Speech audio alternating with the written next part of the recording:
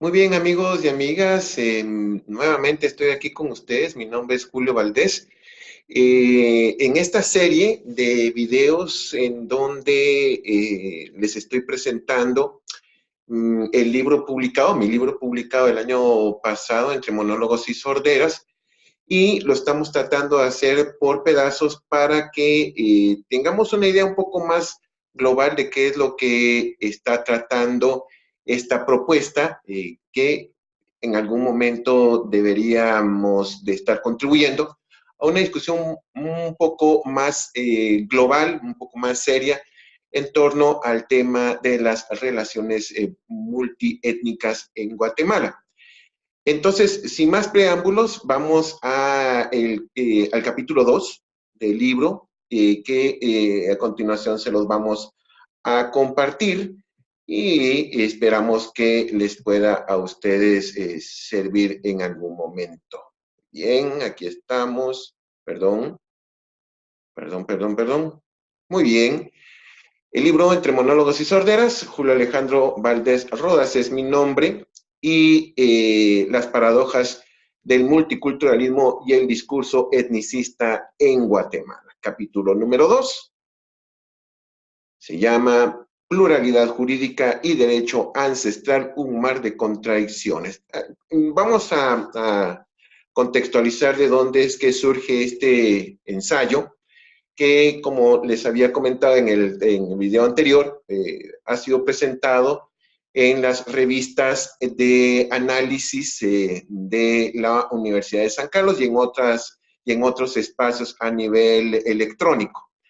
Todo esto surge, como ustedes se recordarán, en el caso de Guatemala, pues hubo un debate muy encendido en cuanto a las propuestas que se estuvo haciendo por parte de la CICIG en torno a los cambios en la Constitución que tuvieran que ver en relación al tema de la aplicación de la justicia.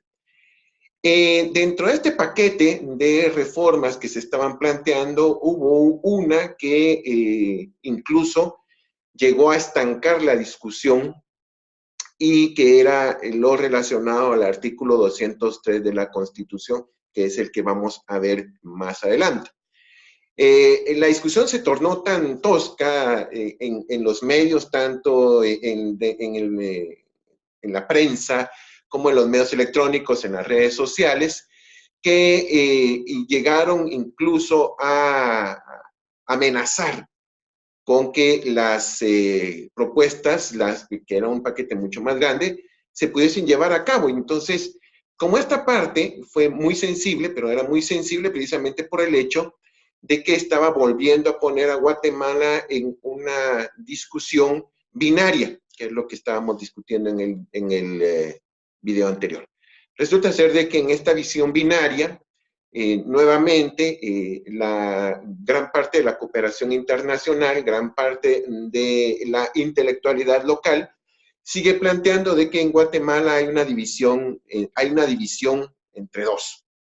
Hay indígenas y los hay no indígenas. Incluso esta visión de los no indígenas, que es una cuestión bastante ambigua, ha sido reproducida precisamente por el sistema de Naciones Unidas. Yo recuerdo haber visto eh, el informe de desarrollo del año 2005 en Guatemala, que era precisamente sobre el tema étnico, y seguían reproduciendo, y a lo largo de todos los demás se ha seguido reproduciendo esta visión en que a nivel identitario solamente los indígenas pueden considerarse como un grupo definido, entre comillas. Y luego todos los demás, que en este caso serían ladinos, mestizos, sería un grupo menos definido. Entonces, en esa indefinición, las Naciones Unidas ha optado por por utilizar el concepto la población no indígena. La población no indígena, entonces, como tratando de definir esta identidad a partir de lo que no es. Esta discusión, como también en gran parte, que no son discusiones eh, actuales, sino son discusiones que llevan mucho tiempo, se planteaban en la década de los 60, se planteaban en la década de los 50, pero al revés, ¿verdad? Entonces se planteaba con una connotación un poco más racista con relación al tema de los indígenas. Pero como ahora en esa indefinición, en esa indefinición para el sistema de Naciones Unidas, pues utilizan el concepto de población no indígena, población no étnica, población que sería en este caso la visión contraria a la parte étnica o indígena o en algunos casos que se ha hecho la simplificación de abordarlo como un ente maya, que eso lo vamos a discutir en una posterior oportunidad. Pero bueno, regresando al capítulo pluralidad jurídica y derecho ancestral, un mar de contradicciones, nos estamos enfrentando en esta discusión y en torno a esto que les estaba comentando, la iniciativa 5179, reformas a la Constitución Política de la República en materia del sector justicia, una discusión por artículos y redacción final. Esta fue propuesta por la Comisión Internacional, por la CICIG en Guatemala. La CICIG tuvo a su bien, estas son fotografías de su página, de su website, tuvo a su bien en el año 2010, en el año 2016, 2017, a llevar una serie de actividades más en la lógica que prevalece en las organizaciones de desarrollo no gubernamental en Guatemala, que ha sido de larga data aquí, y en esa lógica desarrollaron lo que ellos concibieron como consultas con las comunidades, consultas con los pueblos, que en realidad eran consultas con algunos actores locales, de algunas organizaciones, jóvenes, mujeres, empresarios, etcétera. Y entonces, a partir de esas, comenzaron a dar la impresión de que se necesitaba que ellos dieran a conocer su propuesta. En realidad, lo que estaban haciendo es que esta propuesta ya estaba formulada y lo que se estaba tratando de hacer en este caso era darle respaldo social, como suponiendo de que ellos se convertirían, en este caso la CICI, como los voceros de la visión y de los requerimientos, de las demandas del pueblo. Una cuestión bastante simplista, pero que en determinado momento está contraponiendo el poder del Estado en esa visión también de carácter binario. Entonces, ahí aparece en la parte de atrás, este evento se llevó a cabo, si mal no estoy, en Jutiapa, dice en el departamento de Jutiapa, aquí en Guatemala, dice Diálogo Nacional hacia la reforma de la justicia en Guatemala, y ustedes van a darse cuenta, ya aparecen una serie de personeros, incluyendo el que en ese momento era el Procurador de Derechos Humanos, la Procuraduría de Derechos Humanos, en caso de Guatemala, ha sido de los entes que más vigorosamente se han encargado, en este caso, de ser como bisagra para este tipo de iniciativas, algunas de ellas con, mejor dicho, casi todas ellas con el apoyo por parte de la cooperación internacional. También ahí está la que en ese momento era la fiscal general y que hoy en día está en un entredicho jurídico muy interesante, incluso que ha comprometido en gran parte el concepto de las elecciones que recién acaban de llevarse a cabo aquí en Guatemala. Aquí aparece la propuesta, dice artículo número 3, reforma al artículo 203, el cual se está proponiendo de esta manera. A ver, se los voy a leer para que tengamos una visión más clara. Dice, artículo 203, independencia del organismo judicial y potestad para juzgar. La justicia se imparte en conformidad con la Constitución y la ley de la República. Corresponde a los tribunales de justicia la potestad de juzgar y promover la ejecución de lo juzgado. Los otros organismos del Estado deberán prestar a los tribunales el auxilio que requieran para el cumplimiento de sus resoluciones, y luego los magistrados y jueces son independientes en el ejercicio de sus funciones y únicamente están sujetos a la Constitución de la República y a las leyes. A quienes atentaren contra la independencia del organismo judicial, además de imponérseles las penas fijadas por el Código Penal, se les inhabilitará para ejercer cualquier cargo público. Esta parte del artículo constitucional en poco o nada difiere de la lógica en todos los estados de corte republicano en el mundo, ¿verdad? Por lo menos en el mundo occidental.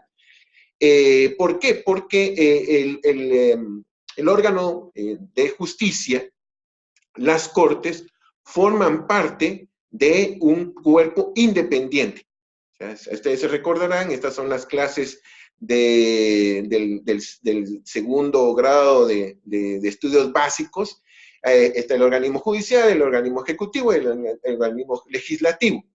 Entonces, esta parte lo que está haciendo es reafirmando la independencia de los entes aplicadores de justicia en la existencia de un Estado republicano. Sin embargo, en esa visión binaria que la CICIG, como producto de esta conceptualización que parte también de la cooperación internacional, valga la redundancia, la cooperación internacional era la que mantenía a la CICIG en Guatemala, hacen una propuesta. Esta propuesta no se la inventan ellos, es una propuesta que en Guatemala ha estado discutiéndose durante mucho tiempo en círculos de organizaciones, de ONGs indígenas, casi desde la década de los 90, y luego al inicio de este nuevo siglo, pues se ha llevado nuevamente en el contexto de esta lucha de poderes que se dio con respecto al tema de la CICIG. Entonces aparece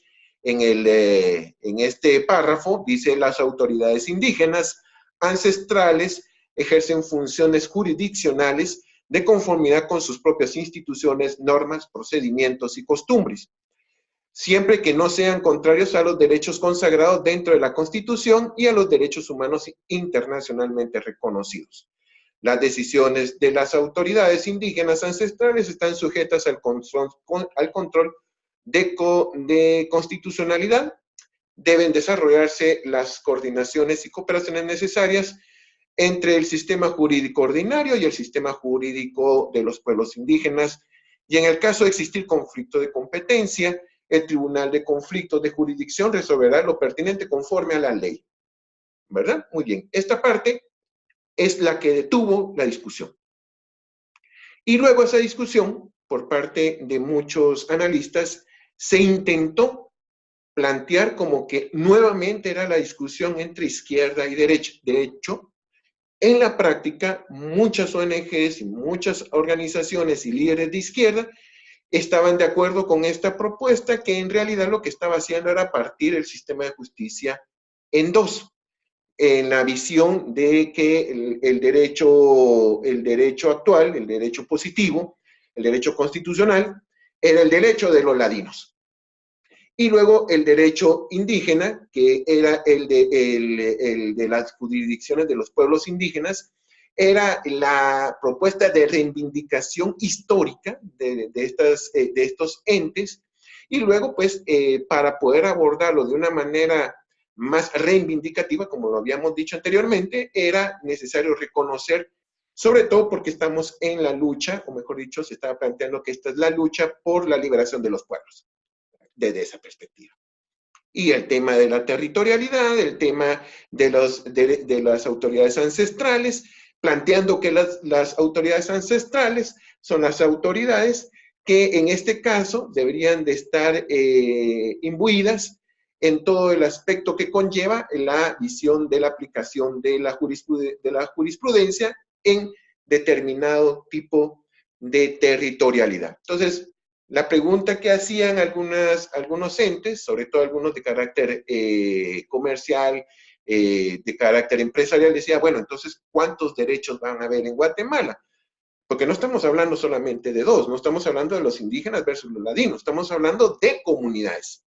¿Y de cuántas comunidades estamos hablando? Solamente en el caso de las configuraciones etnolingüísticas, solamente las mayas son 22, más otras dos que no tendrían estas características, pero también serían definidas como étnicas, como es el caso de los chincas, y por alguna extraña razón que yo todavía sigo sin entender, a la población garífuna se le sigue concibiendo como población indígena, cuando eso, por lo menos en Guatemala, no corresponde a una visión históricamente sustentable.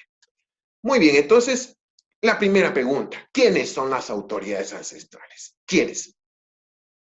Regularmente, cuando se hace esta pregunta, surge una serie de respuestas que van desde las autoridades elegidas por la comunidad, los ancianos y ancianas, porque incluso en esta visión de la gerontocracia que prevalece en algunas de estas visiones, ya incluso también existe la visión de género. Entonces, las ancianas, los ancianos, etc. Pero luego, en realidad, estas autoridades ancestrales que en Guatemala conviven en algunos casos con las autoridades del Estado, porque ojo con esto, y para los que no conocen Guatemala, aquí viene la primera aclaración: no en todas las comunidades indígenas existen autoridades ancestrales. Primero, no existen autoridades indígenas en todas, aun cuando sea la mayor cantidad de conformación de la población indígena. ¿Por qué? Porque han desarrollado una relación muy simbiótica con las autoridades de educación, de salud y de aplicación de la justicia con el Estado. Ahora bien, ¿quiénes son esas autoridades? Esas autoridades, que es un ente bastante abstracto, muy abstracto, porque no existe en este sentido algo, digamos, una serie de aspectos que estén enmarcados en las normas y procedimientos de estas autoridades, ni cómo se ven de elegir, etcétera, porque va a variar de comunidad en comunidad. Entonces es una cuestión bastante abstracta. Las autoridades ancestrales, porque además también se le ha cambiado el nombre y el término ancestral, que también es un término bastante reciente, hace referencia a ese concepto de comunidades ancestrales. Y ese concepto de comunidades ancestrales en realidad lo que trata de hacer es separar entre los que estaban antes de la venida de los españoles y los que surgen después de la venida de los españoles. Dicho en otras palabras, todos los que pertenecemos, digamos, al proceso de desarrollo del mestizaje en Guatemala. A estos, los que somos producto de ese mestizaje, y como ustedes se darán cuenta por mi color de piel, yo soy producto de ese mestizaje, y lo son el 75% de los habitantes en Guatemala. Para poder diferenciar uno del otro, ¿verdad? Estos son los occidentales y estos son los ancestrales. Pero en esa visión, también nuevamente binaria, estos son los correctos y estos son los incorrectos. Estos son los buenos y estos obviamente son los representantes de todo el bagaje que impuso el colonialismo en Guatemala, por lo tanto serían los. La otra pregunta es, bueno, luego de que existen estas autoridades ancestrales, esa concepción bastante abstracta, parte de las discusiones y parte del cuestionamiento decía, bueno, ¿quién supervisa tales instituciones de las autoridades ancestrales, sus normas, sus procedimientos y sus costumbres? ¿Y bajo qué criterios? ¿Quién define eso? ¿Podría yo, una persona mestiza, poder supervisar? No. ¿Por qué? Porque soy mestizo, bajo esa definición. Entonces, solamente entre ellos se pueden supervisar. Ahora, vuelve otra vez la pregunta: ¿quiénes son ellos? Y entonces, en el quiénes son ellos, nuevamente vuelve a surgir el tema de la visión binaria. Entonces, otro de los aspectos que se estaba cuestionando es que el reconocimiento de esos dos derechos, que en realidad era de un derecho frente a un panorama enorme de posibilidades de derechos ancestrales, en realidad lo que se estaba queriendo hacer es sentar las bases para el concepto de lo que más adelante se iba a concebir como las autonomías. Y es que en este sentido hay una parte de la intelectualidad indígena que sigue planteando, y de hecho estaba presente en la propuesta que hizo el Movimiento para la Liberación de los Pueblos en estas elecciones que acaban de pasar, la existencia de una plurinacionalidad, porque lo que se estaba planteando era de que la forma de abordar el tema de la pobreza en Guatemala, imagínense, el tema de abordar el tema de la pobreza es a través de la existencia de una infinidad de pequeños estados, de pequeñas naciones, en un estado que ya de por sí es pequeño, en una región que de por sí es de las más pequeñas que pueda tener en América Latina, Centroamérica. Pero dentro de esa concepción, en esa visión de un enanismo político increíble, todavía siguen planteando el hecho de que dentro de esa concepción deberían de existir plurinacionalidades. Pero esas plurinacionalidades solamente pueden existir en una visión de pluriconceptualización de autoridades. Pero esas autoridades ancestrales en realidad lo que están haciendo referencia es a la existencia de una visión semi-espiritual de lo ancestral. ¿Por qué?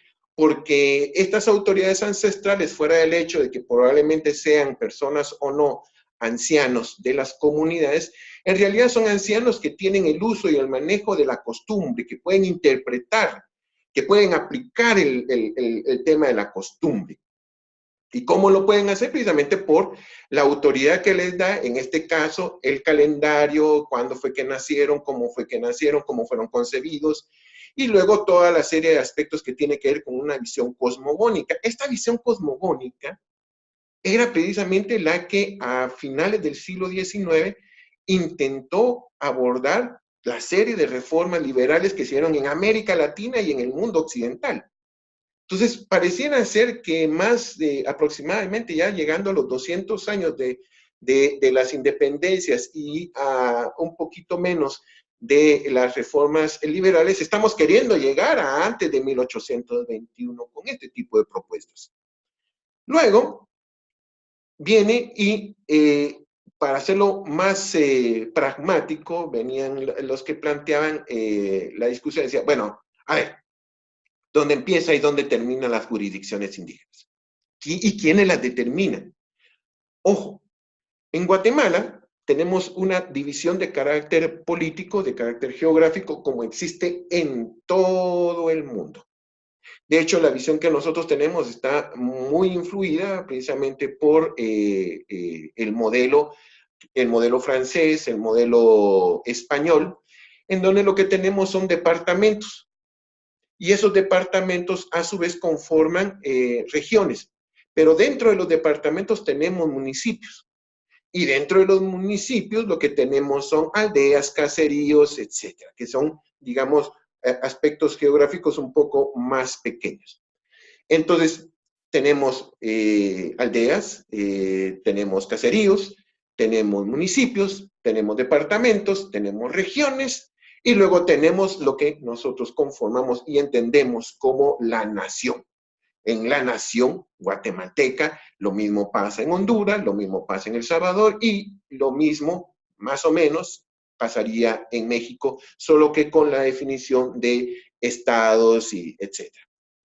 Ahora, en esta visión que se está planteando las jurisdicciones indígenas, están queriendo, en este caso, en principio, desconocer ese tipo de jurisdicciones que están reconocidas por ley y plantear una nueva, una jurisdicción de carácter etnolingüístico. ¿Qué significa eso? Significa de que se reconocería esas jurisdicciones indígenas, además de ser por municipio también, la idea de que hay unas jurisdicciones que tienen que ver con en qué lugar se habla qué idioma. Obviamente en Guatemala tenemos dos casos en donde, por ejemplo, el caso de la comunidad quiché, que es de las más numerosas que hay en Guatemala, puede fácilmente estar abarcando unos 25 o 30 o 35 municipios en Guatemala. Lo mismo pasa con los cachiqueles, que sería la segunda adscripción etnolingüística, los mam y los quechís, que son las cuatro adscripciones etnolingüísticas que solamente entre estas cuatro están, según los informes del Instituto Nacional de Estadística, solamente estas cuatro están abarcando más del 80% de la población indígena en Guatemala. Entonces, ¿Dónde empieza y dónde termina? Empieza y termina donde empieza el caserío y empieza el caserío del otro, donde empieza la aldea y termina la aldea del otro, o donde empieza el municipio y empieza el municipio del otro. O en esa visión bastante tendenciosa que algunos colegas antropólogos han comenzado a alimentar, que es el tema de la territorialidad, y en ese concepto de territorialidad, digamos, es hasta donde el aspecto de carácter espiritual está llegando. Por ejemplo, hasta el barranco, hasta el lago, hasta el bosque, hasta donde se sienta en la descripción que hacía la propuesta de legalización de los sitios sagrados, hasta donde se sienta en este momento la energía cósmica, porque así lo planteaba la propuesta de ley. La propuesta de ley decía que los sitios sagrados van a ser conformados a partir de donde se defina o no la existencia de una energía cósmica. Así, otra vez, regresándonos más de 100 años antes de las reformas liberales que se dieron a finales del siglo XIX. Entonces, las jurisdicciones indígenas, que es un tema que igualmente lo han planteado varios estudios, no terminan de ponerse de acuerdo los estudiosos al respecto. Algunos dicen que es un municipio, algunos dicen que es una nacionalidad, algunos dicen que es un idioma, etcétera, etcétera. Luego, ¿quién determina eso?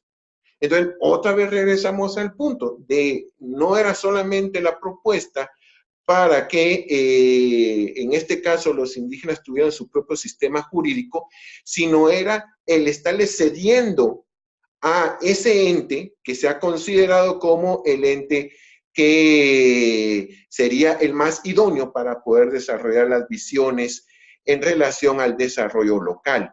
Pero ojo con esto, las visiones no son, en esa visión binaria, se sigue planteando de que todo lo que surja por parte de la población indígena, y ni siquiera por parte de algunos líderes indígenas, porque también eso es una generalización, por parte de algunos líderes, estos serían los más indicados para poder desarrollar esa visión más profunda de las transformaciones en Guatemala. De hecho, entonces, el planteamiento del concepto, el mar de contradicciones, en principio no es porque se ponga en tela de duda la unidad nacional, que ya eso es una discusión en Guatemala y en todo el mundo. En todo el mundo se plantea en dónde empieza y dónde termina la unidad nacional. Pero es obvio que en esa definición de unidad nacional sí tiene que ver una visión de la existencia de un Estado republicano mínimo, que la emergencia de reconocimiento por parte de estas autoridades sea por la incapacidad que el Estado guatemalteco y que todos los estados en el mundo occidental, pero sobre todo en el caso de Guatemala, la incapacidad que ha tenido históricamente de hacer presencia en todas las comunidades, en todos los lugares, en todos los lugares, por lejanos que estén, ante esa incapacidad, vienen en este caso algunos que quieren reivindicar lo indígena o el mundo cosmogónico, digan, ante esa incapacidad, ante ese vacío, ustedes tienen que entrar a definir sus propias visiones a partir de sus propios usos, costumbres e instituciones. O sea, ya no se habla acerca del fortalecimiento de la institucionalidad. De hecho, ahorita, con esta aceptación, lo que se está haciendo es dejar por un lado el tema de el fortalecimiento de la institucionalidad, la ampliación de lo mínimo que en este caso el Estado puede dar, que sería el aporte hacia la aplicación de la ley, y sino prácticamente lo que está haciendo es alejándose y dejándole a la población, como ha sido el caso también del reconocimiento por parte, en este caso, del sistema de salud, para el reconocimiento de los usos y las costumbres, por ejemplo, en la aplicación de métodos de salud. ¿Verdad? ¿Qué es lo que está pasando? Lo que está pasando es que el Estado se está dejando de hacer cargo. ¿Y por qué se está dejando de hacer cargo? Precisamente por el hecho de que viene esta visión muy imbuida por la cooperación internacional, que le está diciendo, en esa visión multicultural, que ni siquiera los mismos países, por ejemplo, en el caso de Alemania, en el caso de Suecia, de Suiza, de Francia, ni siquiera ellos hoy en día la están llevando a cabo. De hecho, en Alemania se está poniendo en tela de duda ante el gran influjo de migrantes, sobre todo magrebíes, turcos, ¿cómo se llama?, subsaharianos, que están llegando, y entonces ellos están diciendo, es el momento de fortalecer la unidad del Estado. Pero mientras ellos están desarrollando esa visión de fortalecimiento del Estado y comenzar a cuestionar el tema de la multiculturalidad como la existencia pacífica de todas las culturas, lo que están haciendo aquí es tratando de fortalecer en este momento esa visión que supuestamente está partiendo a Guatemala en dos, y luego lo que está haciendo es reconociendo su incapacidad para poder, en este caso, que el Estado pueda ampliar su presencia en toda la comunidad. Entonces, en resumidas cuentas, la propuesta que nosotros hemos abordado acá es dónde vamos, cuándo, mejor dicho, vamos a empezar la discusión acerca del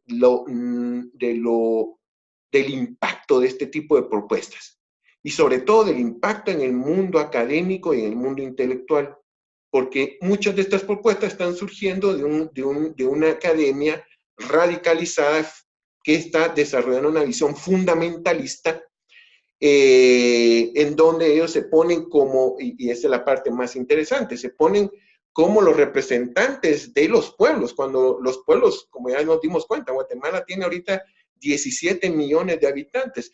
Al menos de esos 17 millones, todavía no han salido los últimos datos los últimos datos estadísticos de la población aquí en Guatemala, pero al menos de esos 17 millones, al menos estamos hablando de unos 8 millones de indígenas. Y de esos 8 millones de indígenas divididos al menos en un 80% en 4 grupos étnicos.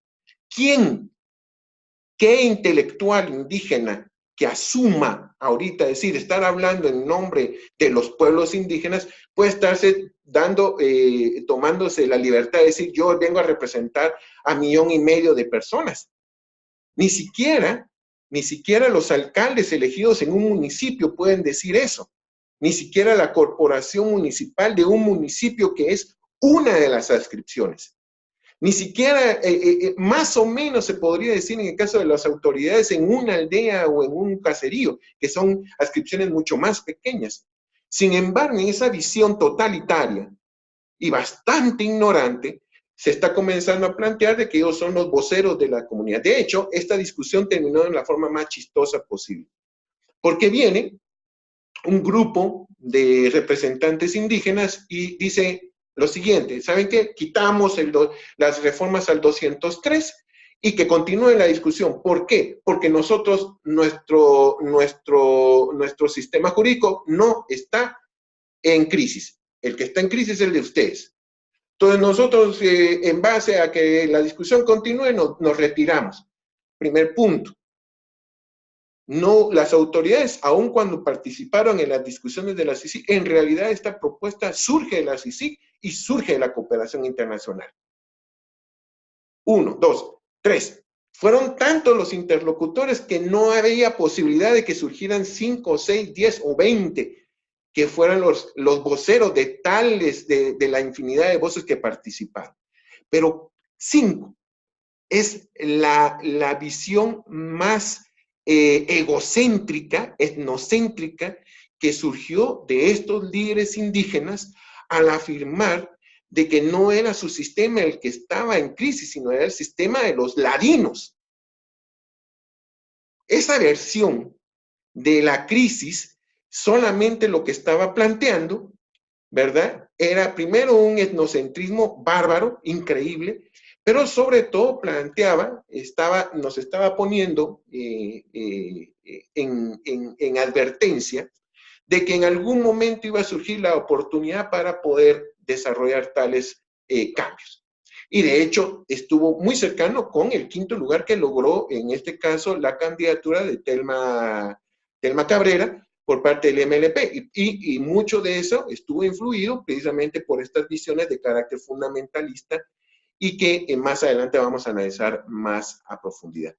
Cualquier tipo de comentarios aquí en los comentarios de este video, por favor, todo lo que ustedes puedan aportar, críticas, observaciones, etcétera, lo estamos aceptando todo. E igualmente los invito para el tercer video que vamos a seguir abordando este libro, hasta finalizarlo, y luego vamos a continuar con el segundo, para que esto sea una ventana de discusión en la sociedad, con mis colegas, con mis amigos, que los considero a todos ustedes, aun cuando no pensemos igual. Muchas gracias y nos vemos hasta la próxima.